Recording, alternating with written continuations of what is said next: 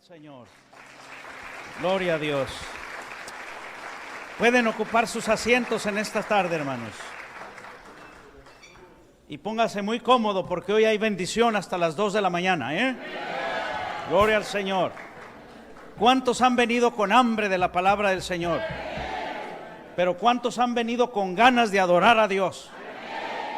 Usted no podrá predicar como el pastor Manolo Sierra, pero puede adorar a Dios con su corazón y con sus manos, ¿verdad?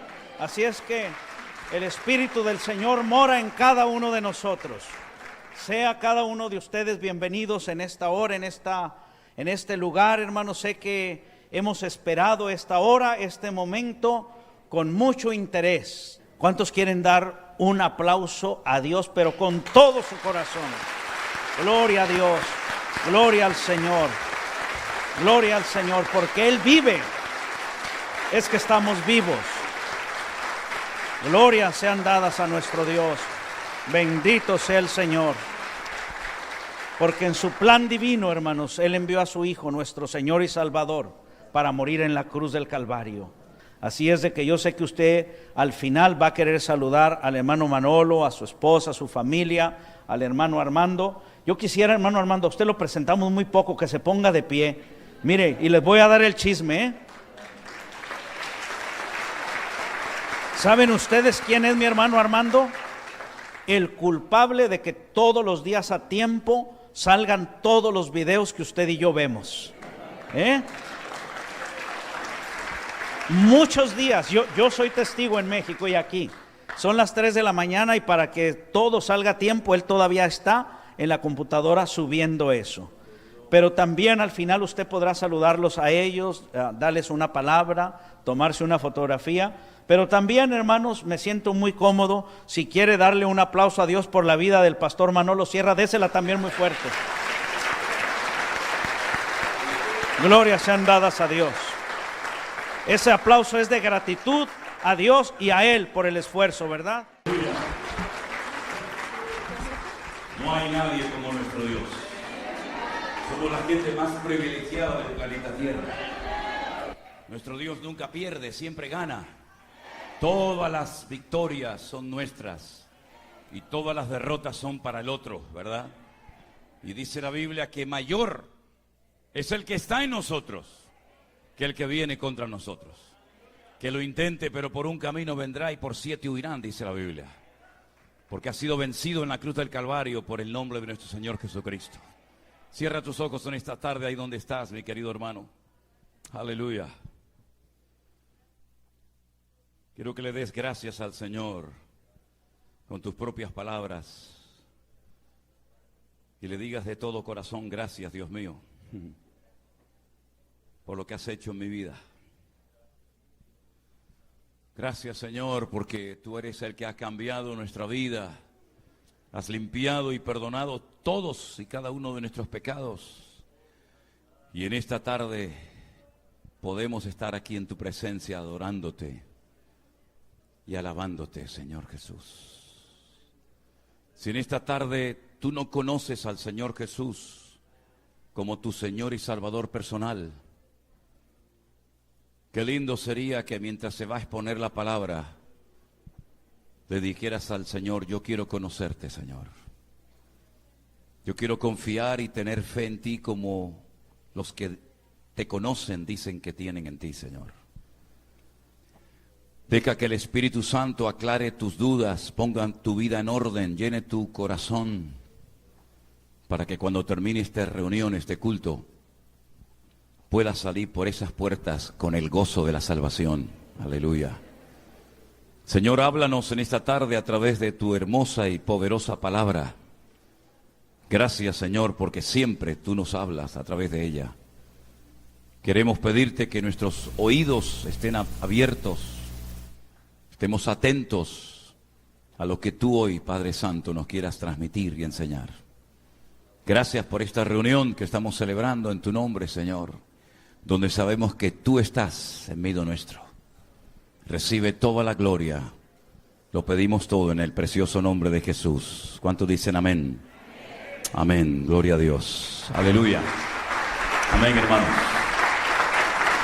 Pueden tomar asiento, por favor. Aleluya. Qué rica es el agua, ¿eh? A todo el mundo le gusta el agua. Los vendedores de agua en los tiempos de Israel, cuando salían con los cántaros, con las vasijas llenas de agua, recién sacada de los pozos, de esos pozos de agua viva, iban por las calles diciendo: don de Dios, don de Dios, don de Dios, se vende don de Dios. Y la gente salía y les compraba agua, porque en aquellos tiempos no era tan fácil como hoy en día, ¿no? Que abres un grifo, una canilla, ¿no? Y sale el agua. En aquellos tiempos había que ir a buscarla, había que sacarla, extraerla de los pozos, pero había gente que se dedicaba a la venta ambulante de agua. Y en vez de ir por las calles diciendo vendo agua, decían esa frase que les acabo de decir: don de Dios, don de Dios. Una tarde calurosa, nuestro Señor Jesucristo se paró en el pozo de Jacob, en la ciudad de Samaria. Y vino una mujer de no muy buena reputación, que digamos, a sacar agua. Y dice la Escritura que el Señor Jesucristo le dijo, cansado del camino: dame algo de beber, dame agua. Y ella le dijo: ¿cómo tú, siendo hombre y además judío, me pides a mí, mujer samaritana, que te dé agua? Cuando tú sabes perfectamente que judíos y samaritanos no nos llevamos nada bien, ni nos dirigimos la palabra. Y el Señor Jesús le dijo: si tú supieras quién te pide agua, tú le pedirías a él agua viva. Pero si tú no tienes ni cómo sacarla. Y ahí empezó una conversación que le cambió la vida a esta mujer. Y él se definió como el don de Dios. Porque todos los que beban de ese agua volverán a tener sed. Y tú lo sabes perfectamente. Pero el que bebe del agua que yo ofrezco, nunca más volverá a tener sed. Señor, me parece que tú eres un profeta. Sabemos que tiene que venir el Mesías, pero no sabemos ni cuándo ni dónde. Y le dice: yo soy el que estoy hablando contigo. Vete a buscar a tu marido, dile que venga. Y la mujer le dice: Señor, yo no tengo marido. He tenido 5. Y el que ahora tengo no es mi marido. Dice: bien has dicho. Es verdad, tienes razón, que no tienes marido. Y ahí empezó una conversación que le cambió la vida a esta mujer. Y todo empezó con un simple: dame agua de beber, ¿verdad? Esa era la forma maravillosa que tenía el Señor Jesús de iniciar una conversación, con un genuino deseo de alcanzar y transformar esa vida, ¿verdad? ¿Cuánto hemos complicado el Evangelio los cristianos, hermano? ¿Cuánto le pedimos a los inconversos, a los pecadores, cosas que tienen que dejar de hacer, cómo tienen que vestirse, cómo tienen que comportarse, y todavía no han conocido ni experimentado el gozo de la salvación? Le decimos: quítese eso del cuello, eso no es de cristiano que usted lleve esa virgen o ese santo. Y usted no puede entrar con esos pantalones ni con esas pintas a la iglesia. Y antes de que la persona se comience a interesar por el Evangelio, lo estamos vacunando contra el Evangelio. Porque le damos una lista de prohibiciones: esto no se puede hacer, esto tampoco y esto tampoco. Pero no le decimos lo que significa conocer el Evangelio de nuestro Señor Jesucristo. Y creemos que somos nosotros, con nuestros sermones, con nuestras predicaciones y con nuestras exhortaciones, públicas o privadas, las que van a cambiar a la gente. Y el único que puede cambiar las vidas es el Señor Jesús. Porque si lográramos cambiarlos por fuera, pero no por dentro, de nada sirve su cambio. Porque en el infierno habrá muchísimas personas que cambiaron externamente, pero no nacieron de nuevo. El infierno estará lleno de gente santurrona y religiosa. Gente incluso que tal vez llegaron hasta a predicar y a echar fuera demonios y a hacer milagros. ¿No dijo acaso el Señor: yo nunca os conocí, obradores de maldad? Pero Señor, ¿cómo nos dices eso?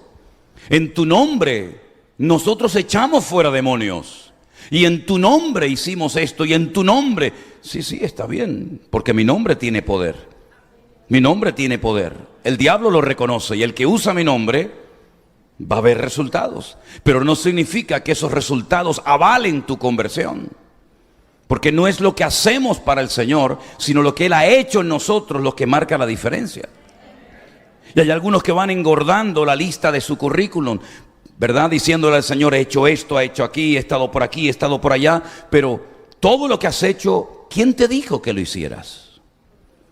¿Qué es lo que te ha motivado? ¿Cuál ha sido el motor que ha puesto en funcionamiento tu vida? ¿Por qué predicaste lo que predicabas? ¿Por qué hacías lo que hacías? ¿Quién te mandó? ¿No sería mejor y ahorraríamos más tiempo y energías pidiéndole al Señor que nos revelara su voluntad?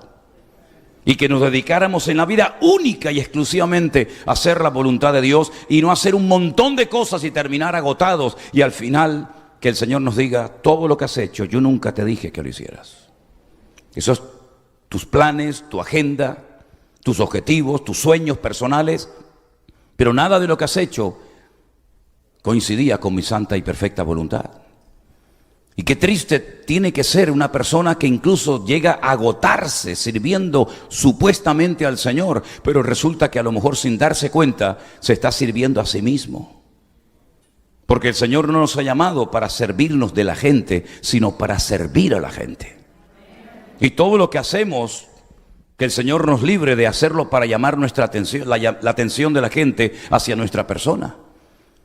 Que pasemos lo más desapercibido posible, que la gente ni siquiera se dé cuenta de lo que hayamos hecho, pero que delante de Dios hayamos sido obreros aprobados, que no tenemos nada de lo cual avergonzarnos. Amén, hermanos. Así como los coches les mueve la gasolina que llevan en sus depósitos, a nosotros nos tiene que mover, por supuesto, por encima de cualquier otra cosa, el amor a nuestro Dios, el amor al prójimo, el amor a la obra de Dios. Pero todo eso lo pone en funcionamiento un elemento del cual quiero hablar en esta noche, y se encuentra en la carta, quien la haya escrito, a los Hebreos, en el capítulo 11. La carta a los Hebreos es una carta muy profunda, que para poder entenderla uno tiene que tener un mínimo de conocimiento de las Sagradas Escrituras del Antiguo Testamento. Ahí se habla de sacrificios, de altares, de sacerdotes, de ofrendas. Ahí se habla del tabernáculo, de todo el mobiliario que había dentro de aquel edificio, de aquella carpa. Y si uno no está familiarizado con toda la terminología y con todo lo que sucedía en el Antiguo Testamento, difícilmente vas a poder disfrutar de esta carta, que fue escrita a hebreos, a judíos, a personas que tenían un altísimo conocimiento, por lo menos en la teoría, de lo que llamamos vulgarmente el Antiguo Testamento. Pero en medio de todos los temas que toca, el autor de esta carta se detiene en el capítulo 11 y da una definición que todavía hasta a estas alturas nadie se había atrevido a dar acerca de lo que es la fe. En el versículo 1 dice que la fe es la certeza de lo que se espera, la convicción de lo que no se ve. Luego, por medio de la fe, nosotros podemos incluso llamar las cosas que no son como si ya fuesen. La fe no necesita ver, ni tocar, ni sentir, sino simplemente creer.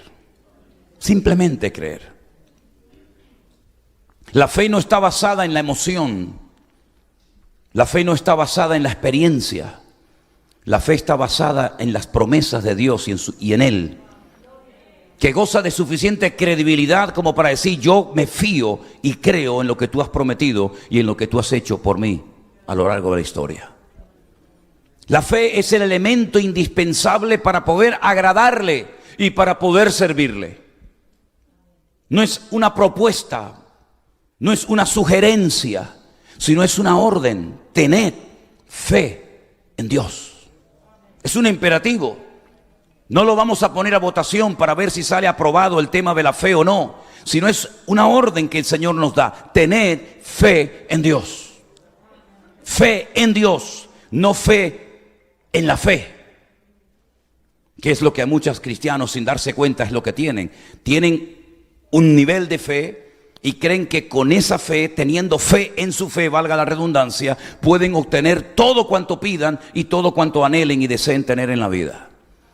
Y por eso hay creyentes que se enojan con Dios, se enfadan con Dios y a veces hasta se separan del Señor y del servicio al Señor, porque resulta que creían que la fe era una especie de llave maestra que todo lo abre, que todo lo obtiene, una especie de varita mágica, ¿no? Que todo lo que pido, todo lo que declaro, todo lo que ordeno, Dios tiene que estar a mi servicio 24 horas al día. Y por eso algunos no entienden que estaba mal depositada la fe.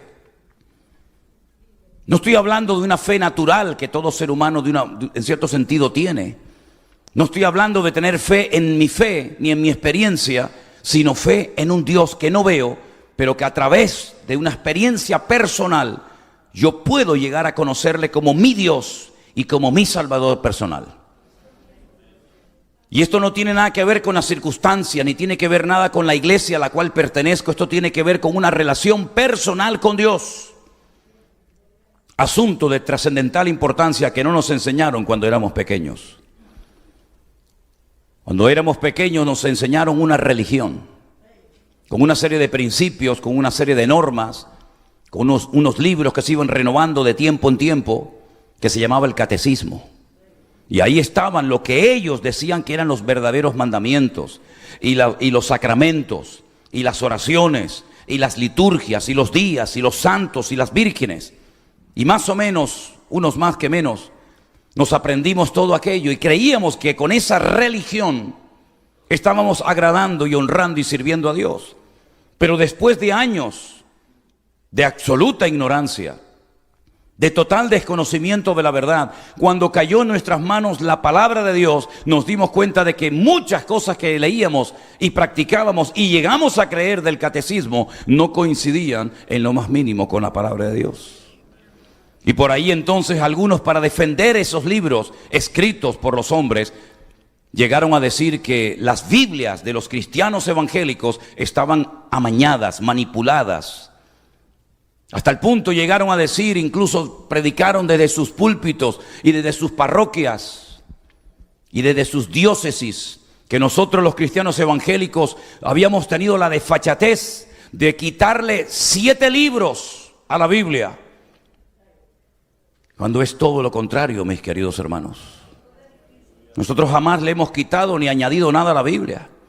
Fue en el siglo XVI en Italia, en el famoso Concilio de Trento, donde un papa decidió unilateralmente meterle 7 libros más a la Biblia que nunca había tenido la palabra de Dios.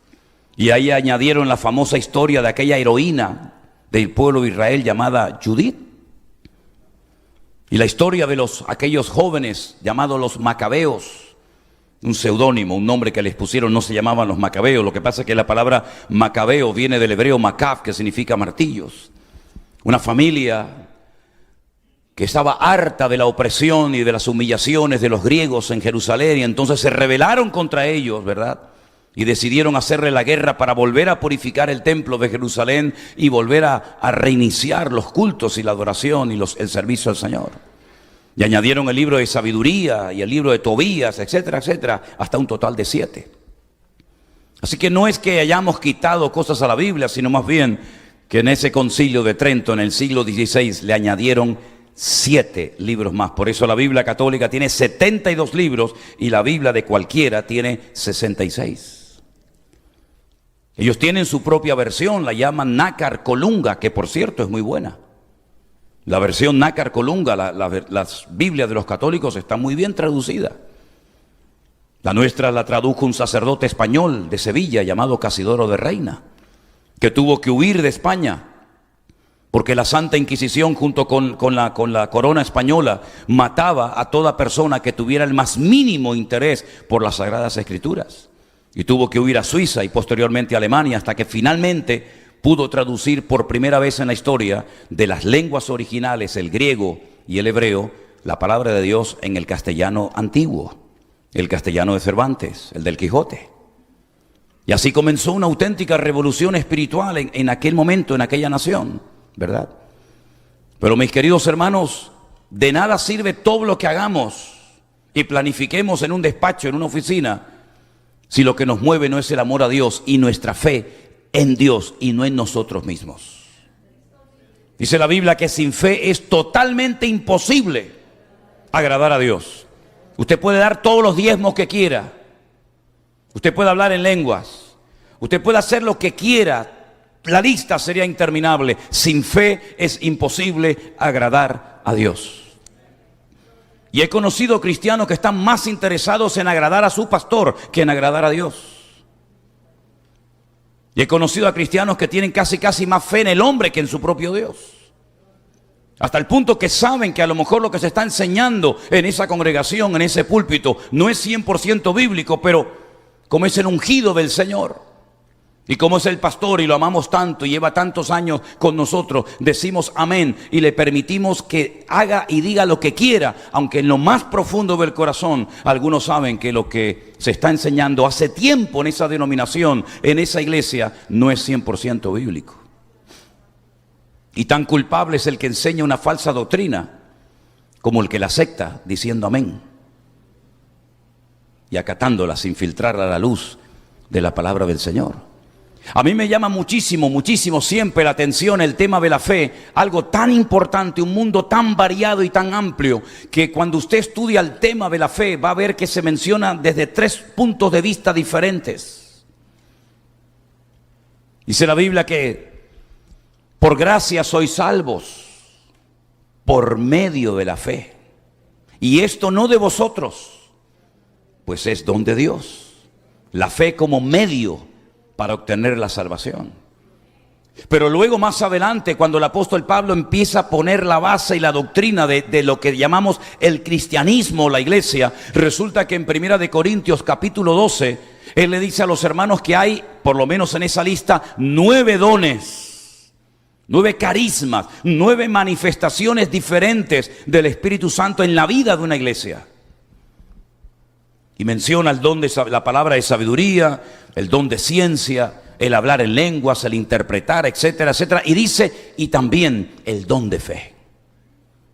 Luego es el medio para obtener la salvación, pero también en un momento puntual es una fe especial que Dios le inyecta a la iglesia para apropiarse de ciertas y determinadas cosas que con la fe cotidiana seríamos incapaces de alcanzar. Pero también cuando le escribe la carta a los Gálatas en el capítulo 5 de su epístola, los versos 22 y 23 dice, mas el fruto del Espíritu es amor, gozo, paz, paciencia, benignidad, fe, mansedumbre, templanza. Contra tales cosas no hay ley. Y vuelve a mencionar nuevamente la fe, ahora como parte del fruto del Espíritu Santo en nosotros. Y en 1 Corintios 12 como uno de los dones del Espíritu Santo. Es un tema tan variado, tan interesante que al Señor, cuando lo vemos caminando por las calles de Israel hace 2000 años, había ciertas y determinadas cosas que, entre comillas, le llamaban la atención y Él se detenía y se las compartía a sus discípulos. Como por ejemplo aquel centurión que tenía un criado enfermo y llega y le ruega al Señor, pero antes de pedirle, antes de abrirle su corazón y decirle lo que él realmente ha venido a pedir, le dice, Señor, permíteme decirte, como si no lo supiera, que yo soy un hombre de autoridad, yo soy un centurión romano, yo tengo a muchos soldados bajo mis órdenes. Y yo le digo a un soldado, ven para acá, y viene inmediatamente, no cuestiona la orden. O le digo a otro, coge esto y llévalo para allá, y lo hace porque ellos respetan la autoridad. Yo tengo autoridad, pero tengo una autoridad limitada. Tengo una autoridad sobre hombres, sobre personas, sobre soldados, pero no sobre espíritus malignos, no sobre enfermedades. Pero tú sí tienes esa autoridad, Señor. Y yo solamente lo único que te pido es que des la orden, así como yo doy órdenes y se ejecutan. Yo quiero que tú des la orden para que esa enfermedad que está atormentando, que tiene enfermo a mi siervo, desaparezca ahora mismo, instantáneamente. Así que lo único que te pido es que di la palabra y mi criado sanará. Y el Señor, antes de dar la orden, le dice a sus discípulos: ¿estáis oyendo? ¿Estáis escuchando lo que este hombre está diciendo? Este hombre ha descubierto, si me permiten, un secreto. Él ha descubierto el poder de la autoridad que yo tengo y lo ha asociado con el poder de la palabra. Y en todo Israel no he encontrado a nadie que tenga este concepto tan claro. No hay nadie en Israel que tenga más fe que este hombre, ni Nicodemo, ni Anás, ni Caifás, ningún escriba, ningún fariseo. En todo Israel, y ya lo conocía muy bien Israel, no hay nadie que hable y se comporte como este hombre. Así que tranquilo, vete a tu casa ahora mismo. Tu criado ha sido sanado. Demostrando que el Señor no tiene ningún tipo de limitaciones, ni de espacio, ni de tiempo, ni de ninguna otra índole, sino que la palabra viajó y llegó al hogar del centurión antes de que éste llegara. Y me llama la atención que el Señor le impactó la fe de este hombre. Pero ojo, también le dijo a uno de sus discípulos: ¿por qué dudaste? ¿Por qué dudaste? Empezaste bien. Saliste de la barca, sabías que era yo el que te llamaba. Caminaste por encima de las aguas, pero no sé qué te pasó. Y tuviste que clamar y yo te levanté y volvimos a la barca caminando. Y ahora te digo: ¿por qué dudaste, hombre de poca fe? Y el otro día compartía, ya no sé dónde, cuando el Señor estaba en Capernaum. Cafer, Naún, el pueblo de Naún, está en la casa y ya la gente no cabe. La casa estaba rotada y dice que descubren el techo, era paja, eran hojas de palmera, y de repente bajan a un paralítico y dice el Señor: cuando Jesús vio la fe de ellos. Luego Jesús puede ver la fe que tenemos hoy. No podemos decir: hermano, voy a traer el domingo al culto la fe para que vean qué grande es la fe que yo tengo. Vamos a medirla. Vamos a pesarla, vamos a fotografiarla y subirla a las redes sociales para que todo el mundo vea cuánta fe tenemos en nuestra congregación. No, es algo como abstracto, algo que no se puede tocar, no es tangible. Pero el Señor sabe cuánta fe tenemos en esta noche. Y el Señor sabe también la calidad de la fe que tenemos. Y la fe es algo que se puede transmitir. ¿Sabían eso? La fe es algo contagioso. Vamos dejando marcas en el mundo espiritual de todo lo que hacemos, de todo lo que decimos. Nuestras oraciones son como estandartes, como banderas, cosas que ocurren en ciertos lugares. El diablo recuerda que en ese lugar hubo gloria de Dios. Es como cuando sacaron aquellas 12 piedras del fondo del río Jordán. Y Josué dice: antes de que las aguas vuelven a cerrarse, saquen del fondo del río Jordán 12 enormes piedras, una por cada tribu de Israel, y pónganla una encima de la otra. Y esto será un monumento conmemorativo para las futuras generaciones. Y hay en varios sitios de Israel este tipo de monumentos. No es el de la época de Josué, pero hay en varios sitios de Israel. Por ejemplo, cuando vas por las carreteras, en algún cruce, llegando a Galilea, recuerdo que hay otro, que hay unas piedras enormes, una encima de la otra, exactamente igual que aquel monumento que hizo Josué. Y le preguntaron y le dijeron: ¿y esto qué significado tiene? ¿Para qué lo hacemos? Dice: para que el día de mañana vuestros hijos sepan que aquí el Señor hizo un milagro y las aguas del río Jordán se abrieron. Y hay otros momentos en los que el Señor le dio un sueño tremendo a Jacob, donde vio una escalera por la cual subían y bajaban ángeles. Y entonces cogió aceite y ungió la piedra para recordar que en ese lugar el Señor le mostró algo especial que nunca en su vida Jacob olvidaría. Y hay muchos momentos en la Biblia en los que se marcaban lugares, se cambiaba el nombre incluso hasta de personas, por lo que el Señor había hecho, por el milagro que había sucedido. Es como lo que ocurrió en el monte Moriah, cuando el Señor le dice a Abraham: sube al monte Moriah y construye un altar y sacrifícame a tu hijo. Ahí quedó una marca indeleble en el mundo espiritual. Ahí el Señor levantó una bandera al mundo espiritual, y Satanás sabe que ese lugar es un lugar especial. Por eso durante toda la historia de la humanidad siempre ha habido guerra por ese trozo de terreno, porque es un lugar donde Dios marcó una señal, y todo el mundo lo sabe, sobre todo en el mundo espiritual. Así que todos los actos que tú hagas, queriendo o sin querer, vas dejando una marca en el mundo espiritual detrás de ti. Es como cuando vas navegando en barco y ves en la popa del barco como hay una estela. Ya el barco hace mucho rato que pasó por allí, ya no está allí. Pero miras hacia atrás en el horizonte y ves como todavía el agua se mueve por el efecto de las turbinas, por el efecto de las hélices, ¿verdad? Exactamente igual, tú vas dejando una estela detrás de ti.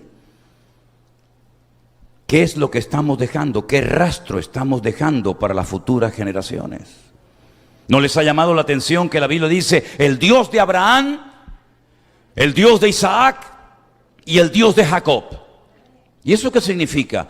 Que ellos supieron transmitir la fe, que ellos supieron transmitir el conocimiento, que ellos supieron transmitir la palabra y el amor al Señor, y no se quedaron herméticamente la bendición, sino que se la compartió Abraham a su hijo Isaac. Y por eso vemos que en la lista de los héroes de la fe se menciona, por ejemplo, a Abraham, que se conoce como el padre de la fe. Y fíjense qué impacto hizo Abraham en la vida de su hijo, que cuando su hijo ya es grande, él quiere imitar todo lo que hizo su padre. Por ejemplo, la Escritura dice que hubo un momento en el que hubo sequía, hubo hambre, hubo escasez de alimento y de agua en Canaán. Y entonces Abraham desciende a Egipto, ¿se acuerdan? Y en Egipto es cuando le dice a su esposa, antes de entrar en Egipto te voy a decir algo. No le digas a nadie que eres mi mujer, porque eres tan hermosa. Miren la edad que tenía Sara en esa época. Eres tan hermosa que cuando el faraón te vea, te va a querer como mujer y a mí me van a matar. Entonces, para que no me hagan daño, diles que eres mi hermana. Qué tremendo, ¿no? ¿Qué te parece? Y entonces todos sabemos el resto de la historia. Cuando años más tarde su hijo Isaac está en Canaán y vuelve otra vez la hambruna, la sequía a Canaán, ¿qué es lo que quiere hacer Isaac? Lo mismo que hizo su padre. Lo que vio en su padre, el ejemplo que su padre le dejó, es que en momentos de crisis descendió a Egipto. Y él entonces se quiere ir a Egipto. Pero Dios le dice, no vayas a Egipto. Tú no tienes que descender. Pero Señor, aquí no hay agua. Me han cegado los pozos. Yo abro un pozo y vienen y le echan tierra y piedra encima. Y el Señor le dijo, tú no vas a descender a Egipto. Tú vas a sembrar aquí. Pero Señor, aquí no hay agua. Yo vivo en el desierto. No es una tierra fértil, no es una buena tierra. ¿Cómo voy a sembrar en el desierto? Y el Señor dijo, tú te vas a quedar aquí y vas a sembrar. Y ese año, en obediencia, Isaac sembró y dice que cosechó a 100 por 1. Y los filisteos le tenían envidia y celos, porque la bendición de Dios siempre, no sé por qué, despierta los celos y las envidias en los que no tienen su corazón alineado con el Señor. En vez de gozarte en la bendición del hermano, resulta que hay que ponerle la pierna encima al hermano, porque resulta que tiene más que tú, o Dios lo ha usado más que tú, y entonces empiezan las rivalidades. Y dice la palabra de Dios que ese año, sembrando en el desierto con pocos recursos, el Señor lo bendijo de tal manera, porque no depende del sitio donde vives, mi hermano. Depende del Dios que tienes. El Dios de los nicaragüenses es igual que el de los norteamericanos. El Dios de Honduras, de Salvador, el Dios de China, de Japón y del mundo entero es igual que el de Manhattan, igual que el de San Francisco, Las Vegas. Lo que pasa es que a veces creemos que el Dios de los americanos es más poderoso que el Dios de los centroamericanos. Y se equivocan rotundamente. El Señor no necesita de tu esfuerzo. El Señor lo que quiere ver es tu nivel de fe. Porque conforme a tu fe será hecho. Vivas donde vivas y trabajes o te dediques a lo que sea. Pero hay muchos cristianos que han entrado en ese juego de pensar que aquí voy a ser más prosperado y más bendecido que allí. Y veo a muchos cristianos afanados y trabajan y trabajan y trabajan. Hasta que Dios dijo en marzo del 2020, ¡basta! A esos hombres que están todo el día trabajando, que le dicen a sus esposas, vete tú al culto que yo estoy muy cansado. No tengo tiempo para ir a la iglesia y escuchar predicaciones y orar y participar en la iglesia. Por eso, de un tiempo a esta parte, el Señor está haciendo algo tremendo. No sé si ustedes se han dado cuenta. De toda la vida, el 75%, y son estadísticas oficiales, el 75% de la asistencia a cualquier iglesia evangélica eran mujeres. Y un porcentaje muy pequeño de hombres. Pero cada vez estamos viendo que más hombres se están convirtiendo y entregando al Señor. Y no es una competencia, sino simplemente que ha llegado el momento de que usted como hombre se levante y ponga su mano en el arado y usted pueda superar en espiritualidad, ¿por qué no?, a su esposa, y que usted sea el cabeza del hogar y no la cola, y que usted pueda verdaderamente marcar una diferencia en la vida de sus hijos. Y si no, miren esta tarde cuántos hombres hay en esta reunión. Hace años esto no pasaba. Y había una crisis de liderazgo. Y por ahí encontramos a mujeres en la iglesia haciendo de todo. ¿Por qué? Porque ¿dónde están los hombres? Entonces Dios dijo, sí, 2 meses nos encerró dentro de nuestras casas. Sin iglesia, sin nada. Ahora sí que vas a tener tiempo para leer la Biblia, Ahora sí que vas a tener tiempo para orar. Y por ahí apareció un loco de España, con un telefonito, hablándote todos los días para que supieras que el Señor cuenta contigo, mi hermano. Aleluya, gloria a Dios, gloria a Dios. Así que, hermanos, la fe tenemos que usarla, porque en el cielo no la vamos a necesitar absolutamente para nada. Es cierto que a veces uno dice, pero Señor, esto es demasiado grande. A veces me asusto de todo lo que Dios está haciendo, créame. Porque nadie nos enseñó a trabajar con una iglesia virtual. Y con gente que de la noche a la mañana te abrazan y te pellizcan y te saludan y te dicen, hermano, le amamos. Digo, sí, le amamos. Es como uno más de la familia, digo. Ah. Yo no he visto a nadie, yo no sé de dónde salió usted, doña. ¿Verdad? No, yo le amo, yo me acuesto con usted todos los días. Digo, tranquila.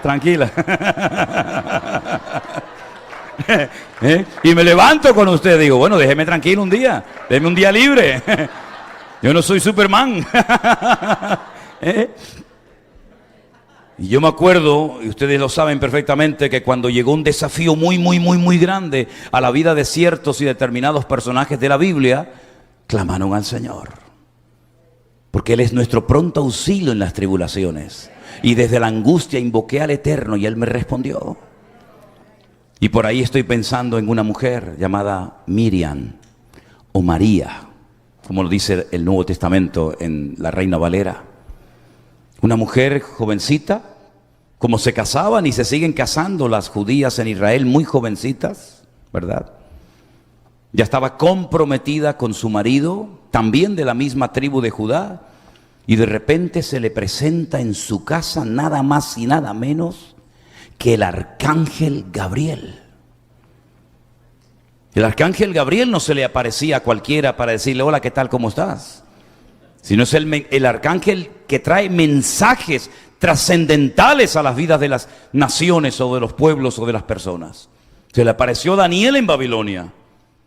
Y ahora se le presenta a esta joven y le dice, bueno, la Reina Valera dice, salve.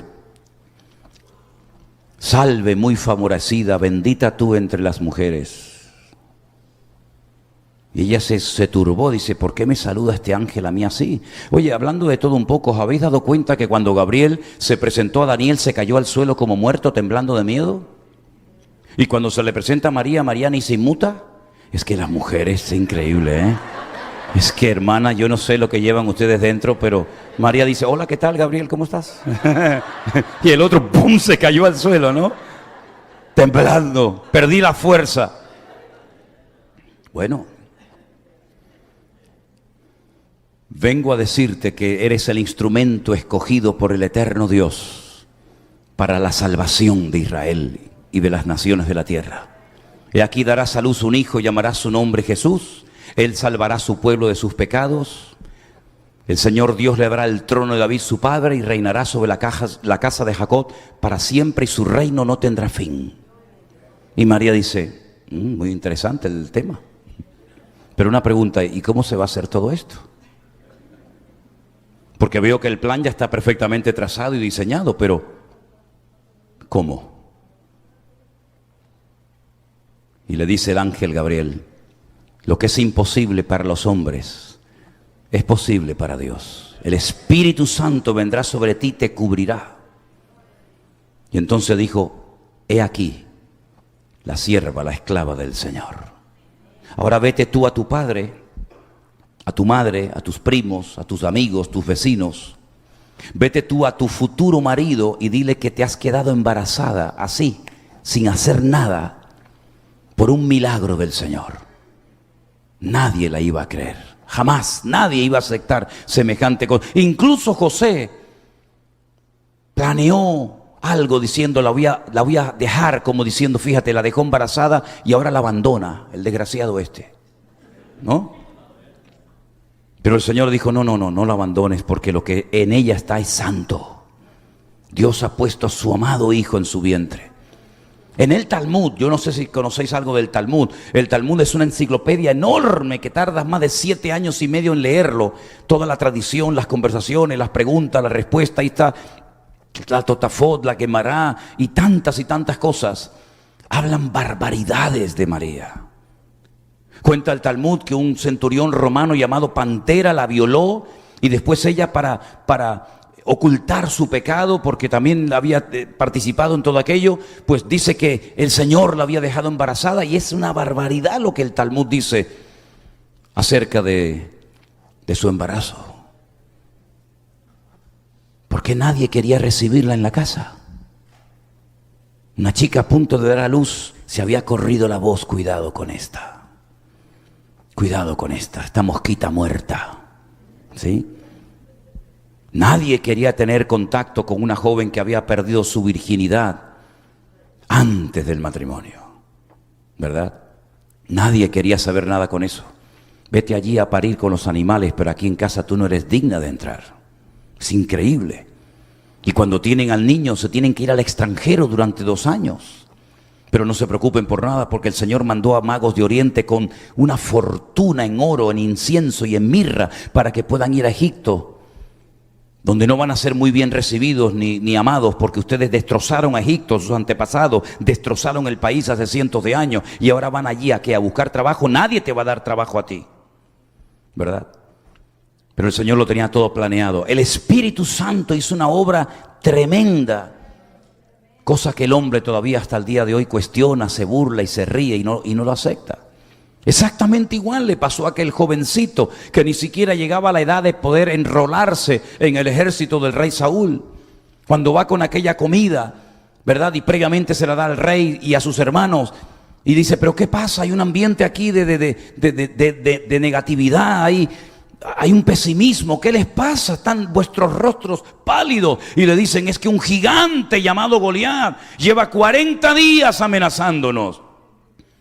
Está pidiendo un hombre, nos está proponiendo un nuevo sistema, ¿verdad? De enfrentarnos unos a los otros. No vamos a ir 1000 contra 1000 o 10.000 contra 10.000, sino 1 contra 1, y el que gane, gana la batalla y se lleva el botín.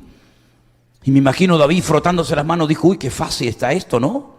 Fantástico, 1 contra 1, gloria a Dios, ¿qué problema hay? Dice, pero es que este hombre mide 3 metros de altura, es un profesional de la guerra, es el Rambo de los filisteos.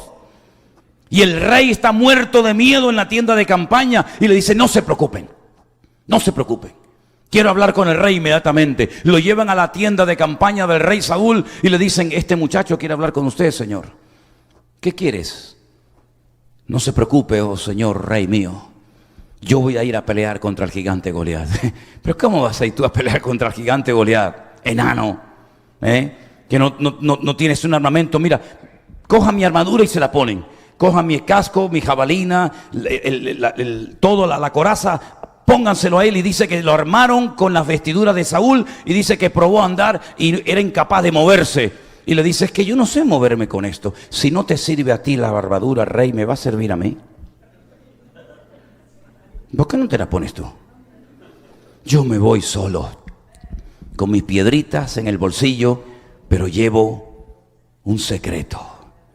El Dios que me ha librado de las garras del oso y del león es el Dios que me va a librar de este gigante, y hoy todo Israel sabrá que nuestro Dios es el Dios vivo y poderoso. Le voy a cortar la cabeza y las aves del cielo comerán sus carnes, porque Él viene contra mí con espada, con lanza y jabalina, pero yo voy contra Él en el nombre de mi Dios, el nombre del Dios de Abraham, de Isaac y de Jacob. Y hoy sabrá Israel que nuestro Dios es el Dios verdadero. ¿Cuántos dicen amén? No tengan miedo de los desafíos. Desafíos vendrán y Dios busca valientes. Dios busca valientes. Qué linda la historia de Abraham, sí, pero vívela tú. Vívela tú. Sal de los Estados Unidos. Deja tu casa, tu coche, tu trabajo y sal. Y le dice, ¿y a dónde? Dice, ya te lo diré. Pero es que si salgo de mi casa, mi padre me va a desheredar, mi familia se va a reír de mí, me va a decir, pero ¿qué Dios es ese que te llama y no te dice ni a dónde te lleva? Bueno, es lo que Dios me ha dicho, sal de tu tierra y de tu parentela, la tierra que yo te mostraré. Y salió sin saber a dónde iba, pero en esa aventura de fe, en ese caminar por el desierto, en esas largas caminatas, ¿verdad? En esas vigilias mirando esos cielos estrellados del desierto, por cierto, espectaculares. Un día se le presenta el Señor y le dice, cuenta las estrellas. Ponte a contar las estrellas. Y Abraham en obediencia empieza a contar las estrellas. Pero cuando iba por 3.465.000, le interrumpe su esposa y le dice, ahí ya perdí la cuenta, ahora tengo que empezar de cero. Y dice, Señor, no te preocupes, Abraham, vamos a hacerlo más fácil. Coge un puñadito de arena y ponte a contar los granitos. Dice, y otra vez dijo, Señor, esto es imposible. Dice, así será tu descendencia. Pero Señor, si yo soy ya de 100 años, y ya con 100 años pocas flores, ¿no? Ya con 100 años mi esposa estéril. Mira, vamos a hacer una cosa.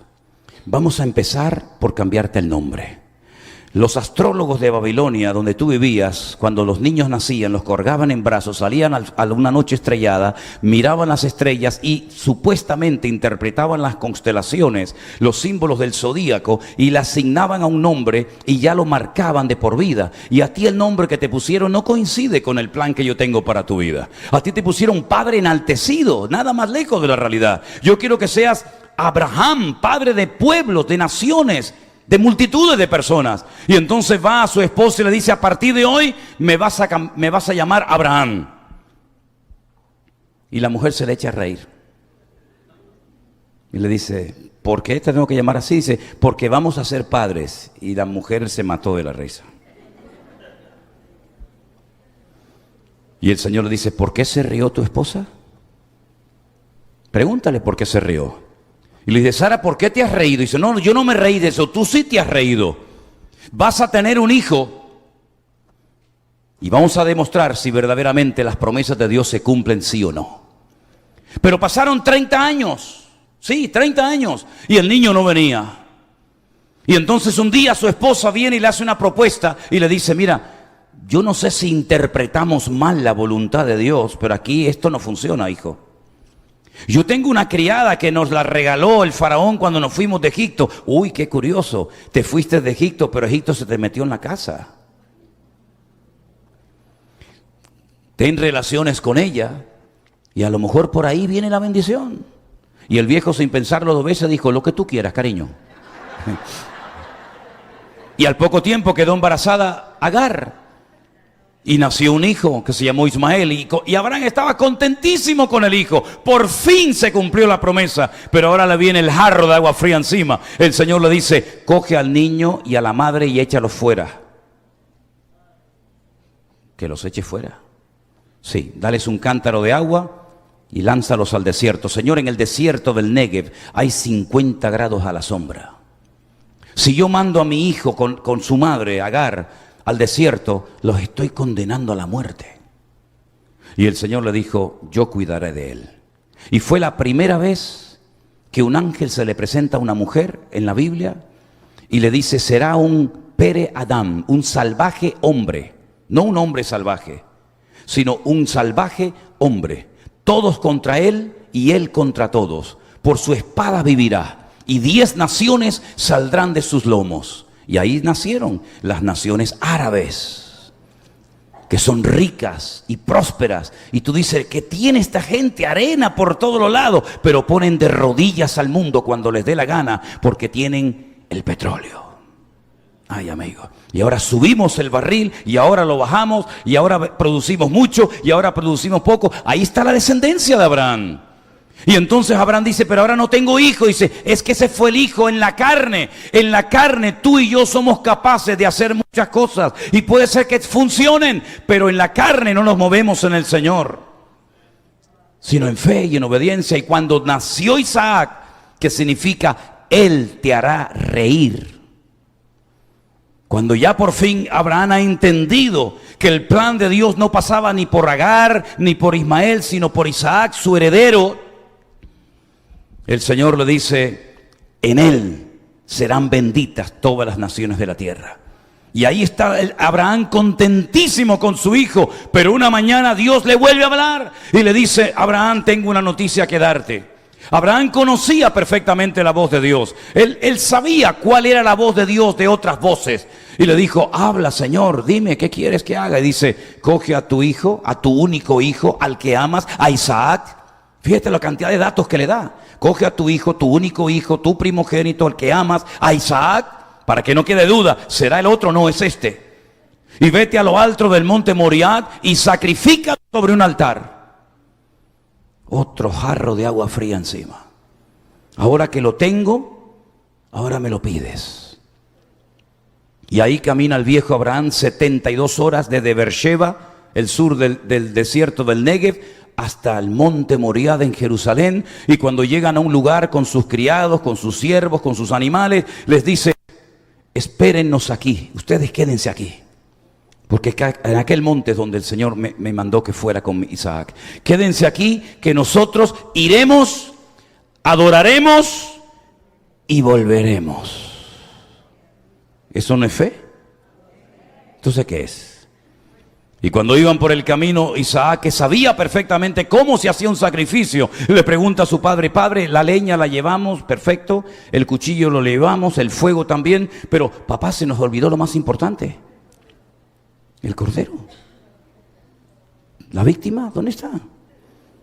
Y en hebreo, en español no se ve, pero en hebreo le dice, el Señor proveerá, y con las primeras letras de cada una de estas expresiones le dice, el Señor proveerá de cordero.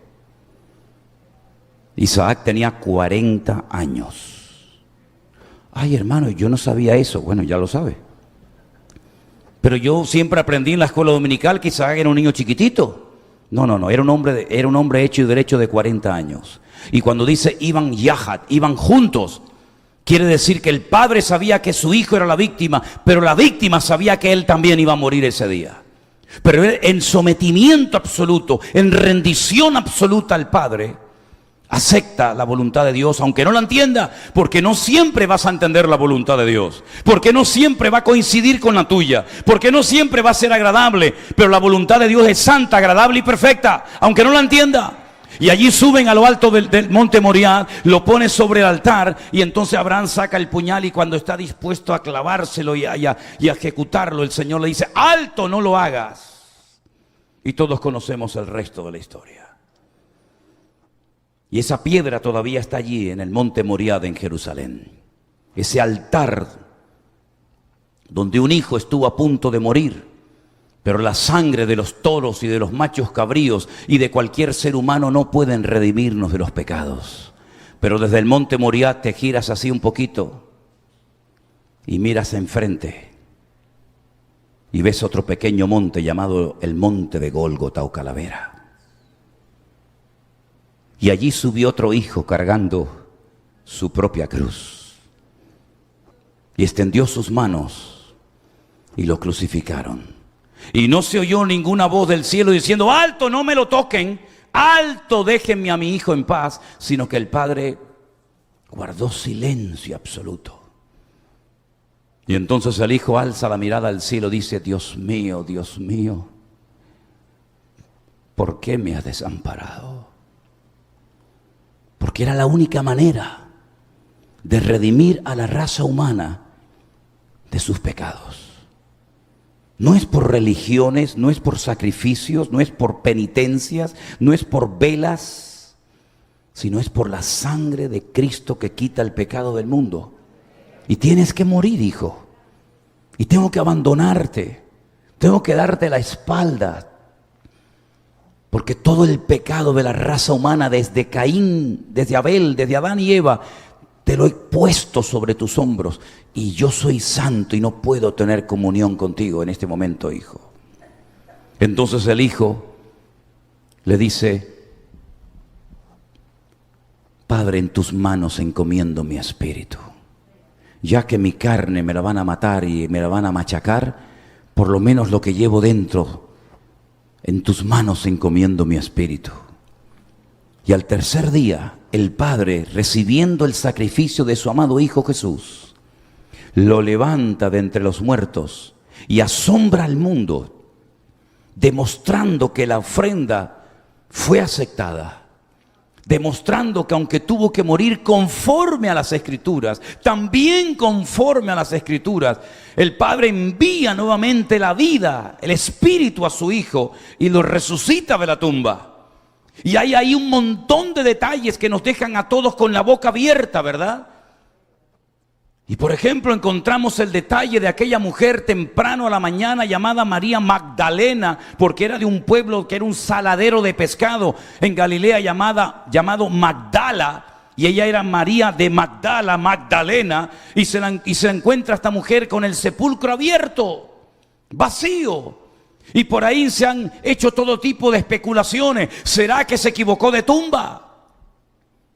¿Será que robaron el cuerpo? Y entonces alguien le dice: María, no busques entre los muertos al que vive, porque acaba de resucitar. Y de repente oye María, y cuando se da la vuelta dice: Señor mío. Y cuando lo va a tocar le dice: no me toques, porque ni siquiera aún he subido a la presencia de mi Padre. Pero vete y dile a mis discípulos que yo vivo, que he resucitado.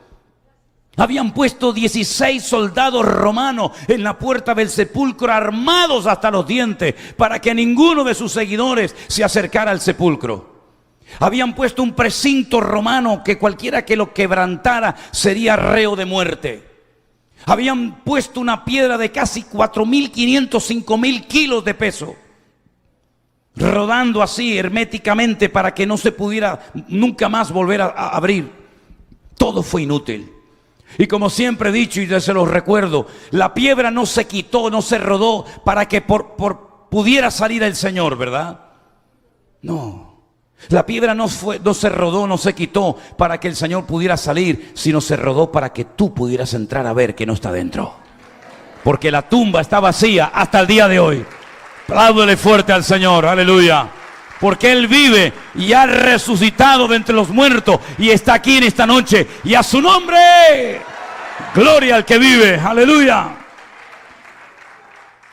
Y entonces va María Magdalena a la casa donde están reunidos, probablemente la misma casa donde el Señor partió el pan y el vino días atrás. Probablemente la misma casa donde fueron llenos del Espíritu Santo en el día de Pentecostés. Y entra corriendo, dice: lo he visto, he hablado con Él, está vivo. Y entonces salen corriendo dos. No sé por qué no fueron corriendo los demás. Solamente dos. Pedro salió corriendo, Juan salió corriendo. Juan dice que llegó primero al sepulcro, pero no se atrevió a entrar. Pero Pedro, ya saben cómo es. Entró, y el Evangelio según San Juan dice: entró, vio y creyó. Entró, lo entiendo. Vio, más o menos. Pero lo de creer no lo entiendo, o no lo entendía. ¿Qué fue lo que vio para decir ahora creo? Vio sus ropas, el sudario puesto allí, sin romperse en una explosión, sino vio el sudario puesto allí con la forma de que alguien estaba dentro, envuelto en él, pero no estaba nadie dentro.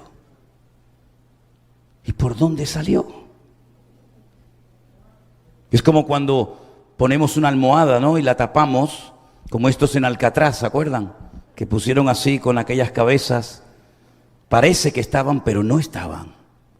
Y cuando Pedro entró, vio aquello, dijo, pero ¿por dónde salió? Entonces ahora entiendo que él entró, vio y creyó. Ya creo en él. Sí, pero tú ya no eres uno de ellos. ¿O es que acaso te has olvidado que hace 3 días dijiste públicamente, yo no le conozco, yo no sé quién es? ¿De qué sirve ahora que digas que crees? Tú te desconectaste, tú apostataste de la fe en el Señor. Y entonces se vuelve a presentaros otra vez el Señor a María Magdalena y le dice, dile a mis discípulos y a Pedro, esos matices, qué interesantes, ¿verdad? Que vayan a Galilea, que allí me los voy a encontrar. Y caminan casi una semana para poder llegar allí. Y muy temprano a la mañana en el mar de Galilea se encuentra el Señor unos pescadores y resulta que son ellos, sus discípulos. Otra vez, 3 años después, vuelven otra vez a aquellas redes y barcas que dicen que las habían dejado, pero no las habían dejado porque ahí las tienen otra vez. Y el Señor grita desde la orilla, ¿habéis pescado algo? Y le dice, no. Toda la noche hemos intentado pescar y no hemos pescado nada. ¿Toda la noche? Sí, toda la noche. Qué curioso, ¿no? Hace unos días atrás les pedí que oraran conmigo un ratito y se quedaron dormidos. Y ahora estás toda la noche y no te entró sueño ni cansancio. Es como esos hombres que se pegan hasta las 4 de la mañana viendo películas en televisión o chateando, vete tú a saber con quién. Y después resulta que le dice, vamos a orar un ratito y dice, ay no, que estoy muy cansado, tengo sueño, mañana me tengo que levantar a trabajar. Sí, estás cansado para lo que te interesa. Para las cosas tuyas nunca estás cansado ni tienes sueño. Pero cuando hablamos de las cosas del Señor, siempre estás cansado, siempre tienes que o lavar el coche, o cambiar el aceite al coche, o visitar a no sé qué cliente. Qué rollo patatero tienes. Qué mal te lo montas, amigo. ¿A quién pretendes engañar? Que ya no eres un niño ni un crío de 15, 18 años, hombre. Que ya eres un hombre hecho y derecho. Y el Señor se te presenta y dice, ¿has pescado algo? Dime qué has hecho con tu vida. Trabajar y pagar deudas. Pero para mí, ¿qué es lo que has hecho? Ya está bien de perder el tiempo, mis queridos hermanos. Esta lista de Hebreos capítulo 11 que ni siquiera he tocado más que un simple personaje. Podríamos estar meses hablando de este tema. Todos fueron hombres y mujeres que pagaron un precio. Dejaron casa, dejaron familia, dejaron amigos. Entraron en una aventura con Dios, que es la mejor aventura que podemos tener. Dicen que era judío Cristóbal Colón cuando fue a la reina Isabel de Castilla y Fernando de Aragón y le dijo, majestades, quiero que me financien un viaje, quiero ir por otra ruta, quiero ir por otro sitio a las Indias. Y le dijeron, pero no vas a poder ir, la tierra es plana, te vas a caer cuando llegues al final del mar. Y él dijo, no, majestad, yo he leído en la Biblia que nuestro Dios está sentado sobre el círculo de la tierra. Y eso está en el diario personal de Cristóbal Colón en la ciudad de Sevilla, en el Museo de las Indias. Y después de mucho rogar y pedir y suplicar, estos reyes terribles le financiaron a este caballero y se vino aquí y se encontró con algo que decían que no existía. Que ya no hay más mundo más allá. El último pueblecito, la punta que más sale de España se llama Finis Terre. El fin de la tierra, no hay más tierra. Si vas para allá no vas a encontrar nada, te vas a morir. Hay dragones, hay animales mitológicos que van a terminar despedazando las naves. Es una pérdida de tiempo y de dinero. Y por eso en el antiguo escudo español aparecía una frase en latín que decía non plus ultra, no más allá. Pero cuando él regresó y trajo evidencia de que sí había vida, y sí había civilizaciones, y sí había cultura y animales, etcétera, etcétera, tuvieron que cambiar el escudo español y ya no dice non plus ultra, ahora dice plus ultra, hay más allá. Y yo no sé lo que ha sido tu vida, llena de sacrificios, de penalidades. Ya no puedo más, ya no aguanto más, se me han ido los años, he criado los hijos, he pagado esto, he pagado lo otro, y ya estás como ya tirando la toalla. Pero el Señor hoy te dice, cosas que los ojos no vieron, ni oídos oyeron, ni han subido al corazón del hombre, son las que Dios tiene preparadas para los hombres y mujeres que le aman a Él, aleluya. Y estamos en ese tiempo de renovación, de transformación espiritual, donde estamos conociendo a centenares, créanme hermanos, centenares, miles de hermanos, prácticamente en casi todas las naciones de la tierra, en los 5 continentes, hombres y mujeres que han entendido lo que Dios nos quiso decir en marzo del 2020. ¿O creen que fue casualidad aquello?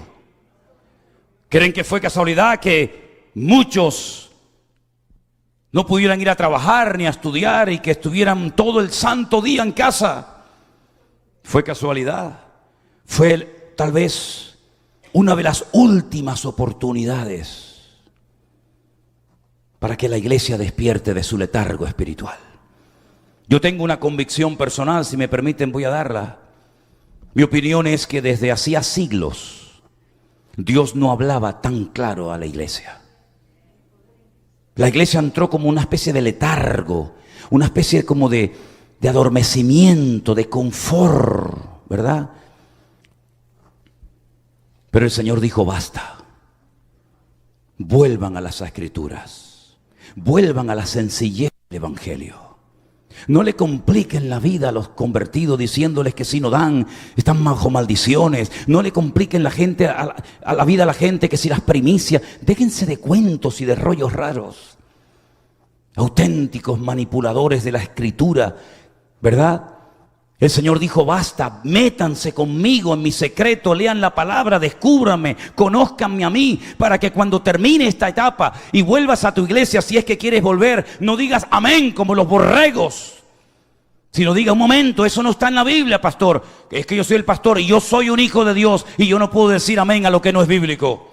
A eso nos llevó el Señor, a una reestructuración de nuestra vida cristiana con el Señor. Una cosa es el respeto, faltaría más. Una cosa es el amor, el cariño a una persona, pero no significa que yo porque sea el pastor pueda hacer lo que me da la gana en la iglesia. Yo no soy el dueño de la iglesia, ni el dueño de nadie. Nuestro dueño es el Señor. De hecho, cada vez que usted dice la palabra Señor significa amo, dueño. Pues ¿cómo llamamos al Señor Señor si luego no hacemos su voluntad? Así que mis queridos hermanos, les invito a que cierren sus ojos en este momento. Créanme, minutos antes de subirme aquí estaba tan cansado que yo digo, Dios mío, qué terrible es predicar cansado. Pero si les confieso que ahora sería capaz de predicar 8 horas, de verdad se lo digo. Pero miren, lo importante es que lo que hemos oído en esta tarde lo pongamos en práctica. ¿Cómo está su fe, mi hermano? ¿Cómo está su fe, hermana? ¿Tiene bien claro su comunión y su relación con el Señor? Estamos aquí de paso. Por mucho que podamos hacer, por muchos años que podamos vivir, estamos de paso. Y el Señor nos dice hoy a través de su palabra, lo que tengan que hacer, háganlo pronto. Que no queda mucho tiempo. Es la realidad. No queda mucho tiempo. Probablemente somos la iglesia más cerca de los últimos tiempos que jamás ha pisado este planeta Tierra. Por eso, si tú en esta tarde todavía no le has entregado tu vida a Jesús, ¿qué esperas? ¿Qué más necesitas ver? ¿Qué más necesitas ver? La misericordia que Dios ha tenido con nosotros ha sido infinita. ¿Saben cuántos han quedado por el camino? ¿Sabes cuántos han muerto? Y el Señor te ha mantenido vivo para que hoy tengas tu oportunidad. El Señor no quiere que nadie se pierda. Pero el Señor es un caballero, ¿eh? No se mete donde no lo llaman, donde no lo invitan. Él llama, te habla por la radio, por la televisión, por un predicador, da igual. Pero el Señor te llama. Si hemos tenido que salir de nuestro país, de nuestra iglesia, de nuestra ciudad, de nuestra isla, para venir aquí y hablarte a ti hoy del amor del Señor, pues gloria a Dios, ha merecido la pena. Porque para eso hemos venido aquí, no para llevarnos los bolsillos llenos de dinero. Jamás le he pedido un centavo a nadie. Jamás hemos ido por la vida abusando de la gente. Pero mis queridos hermanos, hemos venido aquí a darte el mensaje de salvación. No sé si te vas a congregar aquí o en la virtual o en ninguna, no lo sé, no sé esos detalles.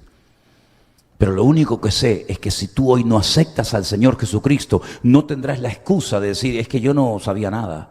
No, sí sabe, ¿cómo que no? Sí sabe, pasa que no te interesó.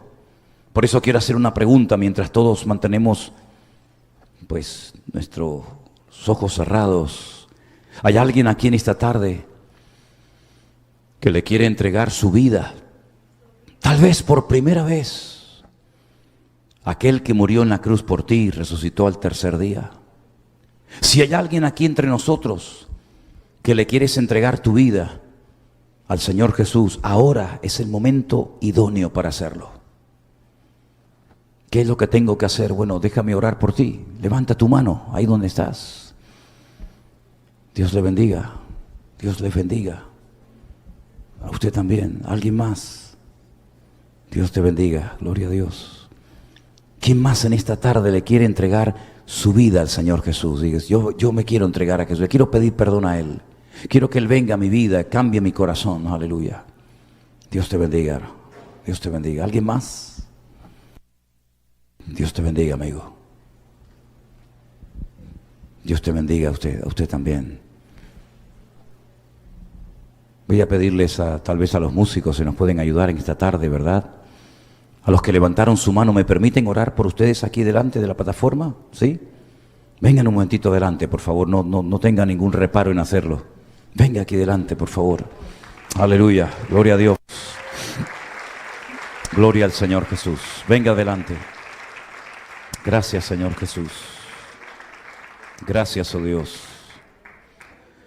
La Biblia dice que cuando un hombre, una mujer, una persona confiesa públicamente al Señor Jesús delante de los demás, en la otra vida, cuando estemos delante de su altar, Él nos confesará delante del Padre.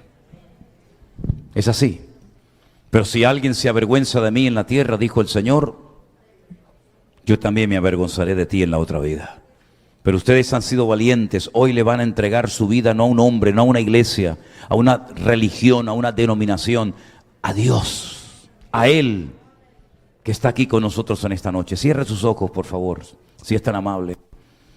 Y quiero guiarle en una sencilla oración que usted la puede repetir en alta voz, pero hágala desde lo más profundo de su ser, porque el Señor nos está escuchando y viendo en este momento. Diga conmigo, Señor Jesús, te doy muchas gracias por haber muerto en la cruz por mí.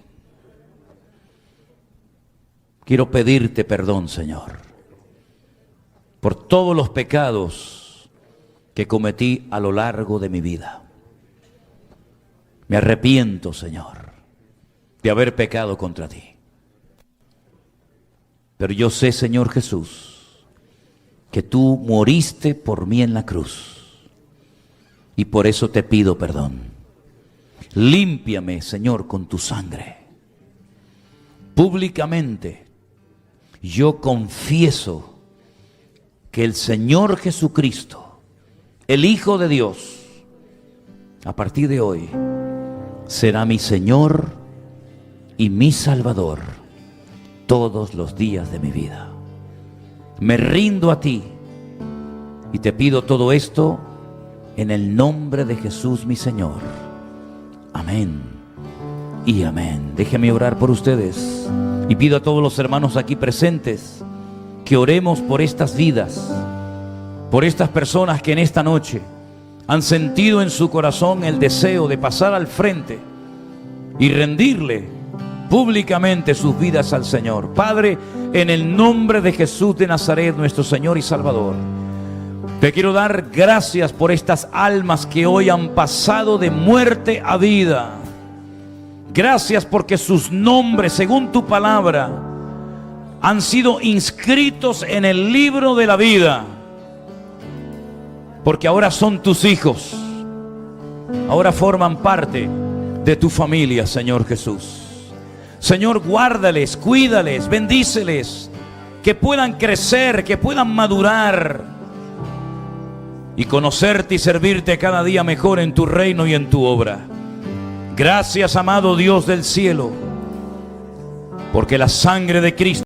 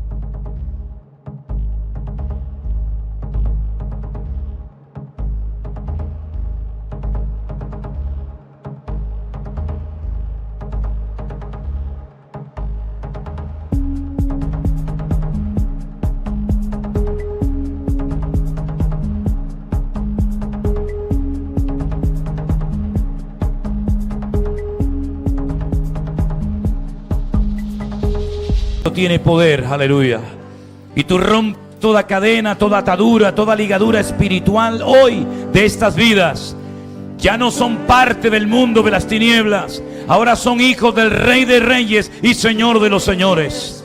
Ahora tu Espíritu Santo está en ellos y tú los vas a bendecir cada día. Bendícelos, Señor, en el nombre de Jesús, en el nombre de Jesús. A ti la gloria y la honra.